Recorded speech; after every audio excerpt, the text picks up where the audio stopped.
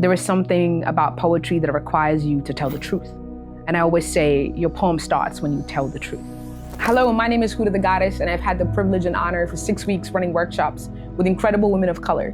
I think the possibility of being able to be in the room with them and guide them into finding a relationship with the pen that feels healthy and therapeutic, and also that allows them to honor their truth and story and to tell it without fear of judgment or needing to frame it in a particular way.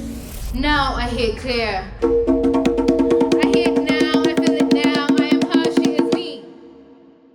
And now the same rage lives in me.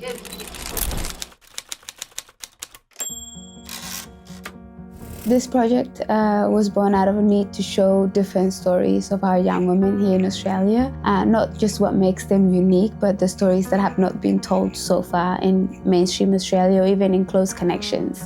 So when the girls came together and we asked them what they wanted to do, they chosen to tell their stories through poetry. And then we went on a 6 months journey with Huda the Goddess to be able to first of all learn the language of poetry, how to write through literature, and then using our collective stories and cultural backgrounds of different ways that we might write or perform poetry.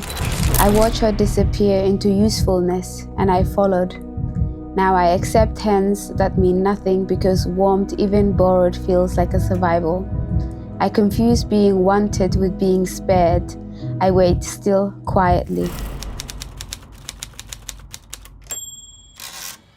What I love most about the program is everyone coming together, sharing their stories. It was fun, it was emotional, it was a lot of unpacking, learning new things about ourselves, and obviously learning from everyone else. It was such an emotional journey, and found myself again, where I was reborn in a different light, which was so refreshing. You didn't fit in? No, you fit around. You shaped yourself like water, soft but profound.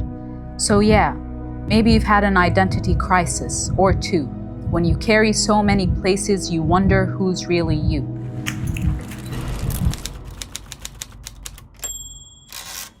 I think it's going to be really enlightening for a lot of people to be able to experience that as this project opens up to the world, because I think a lot of things have been hidden, and I think it will allow people to feel the sense of enlightenment because they will be able to see our vulnerability and our truth right out in the open, and to encourage them to be able to do the same thing. So I think it's going to be so enlightening and uplifting and maybe a little bit triggering. I think I might throw that in there as well, because a lot of the topics that we're dealing with are very, very difficult things to speak about. But just because they're difficult doesn't mean that we can't touch on them. She was always the firstborn daughter, who was always meant to be a son. It was never her decision to choose in the way in which she could manifest in the womb. Yeah, there's something so profound about like watching one person give themselves permission and seeing the effect that that has on the entire room of people, and then how the stories change. There are young women of color across the entire so-called Australia that need to see more examples of women of color being able to tell the stories that everyone's told them they're not allowed to say out loud. I really hope that this is the beginning of internal community, and that, yeah, being imperfect is actually the point of connection.